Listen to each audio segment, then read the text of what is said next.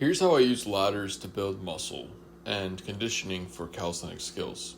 My goals lie with calisthenics skills, so planche and front lever, doing different variations of planche and different variations of front lever. That's my goal because that's my sport. But it is still intelligent to use some hypertrophy every now and again in your training. And so here's how I use it. I always do basic exercises at the end of my training, at the end of all my static work. And the way that I set this up is I'll pick a pushing movement that could be a weighted incline or decline, push-up, pseudo planche push-up, different grips, playing around with different grips, wide, close, diamond. You could also do a row, a bodyweight rowing variation, as you can see some of these clips here.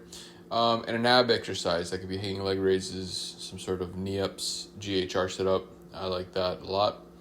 Add ankle weights. There you go. And then I could also pick a vertical pulling like a pull up and a vertical push or press like a handstand push up. And I will perform what is a ladder. So ladders essentially are where you're descending in reps each set. So you'll do a set of 10, a set of 9, a set of 8, all the way down. But the way that I do this is a little bit different. I will actually do 10, 8, 5, 5. Why 10, 8, 5, 5? I don't know. I just kind of found that kind of works for me. And it's very simple. And I'm like, okay, do 10 reps. Okay, good. Okay, now do 8. Good. I do 5. Okay, good. I do 5 again. After about 2 to 3 rounds of that, yeah, you're sweating, your heart's pumping, and the blood is rushing everywhere. And it's great. You have a huge pump.